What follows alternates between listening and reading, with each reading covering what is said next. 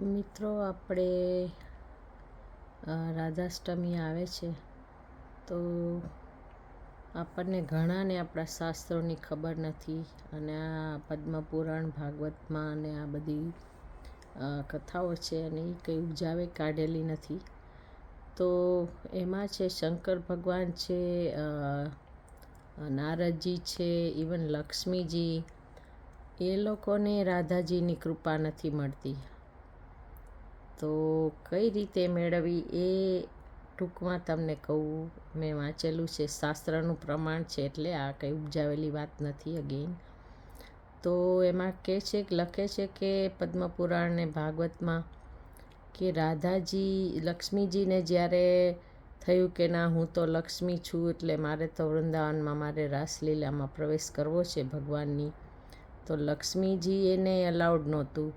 તો પછી એમને નારદજીએ એમને કીધું, વિષ્ણુ ભગવાને કીધું કે તમારે લીલામાં પ્રવેશ કરવું હોય તો તમારે ગોપીઓની ચરણરજ લેવી પડશે. ગોપીઓની ચરણરજ હોય વૃંદાવનમાં, અને એ એટલી ઊંચ એમની ભક્તિ હતી ને એમની ચરણરજ માથે ચડાવો તો તમને રાસલીલામાં પ્રવેશ મળે. તો આપણે વિચાર કરીએ કે આટલી બધી ઊંચ રાધાજીનું તત્વ છે, ભગવાનની શક્તિ છે, અંતરંગ શક્તિ છે. એમના શરીરમાંથી નીકળેલ રાધા કૃષ્ણ બે એક છે, ભગવાનથી જુદા નથી. તો એ તત્વ બહુ ઊંચું છે. અને ભગવાન શ્રી કૃષ્ણ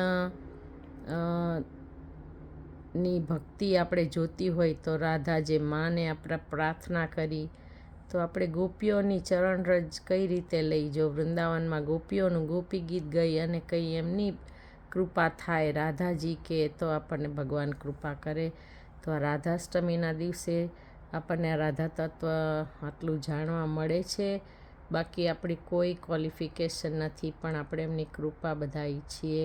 તો તમને ગમતું હોય વધુ તો આ બધું શાસ્ત્રમાંથી જ હું શેર કરીશ, કોઈ મારું પોતાનું નથી. તો લાઈક કરજો, શેર કરજો અને કોમેન્ટ્સ કરજો, અને તમે કહેજો કે તમને કેવું ગમે છે. આ મારું આશય ખાલી એ જ છે કે આને આપણે શાસ્ત્રની વાત બહાર બધાને અવેર થાય, જાગૃતિ લાવે મળે, એટલે બાકી મારે કોઈ આશય નથી. જય રાધે, હરે કૃષ્ણ.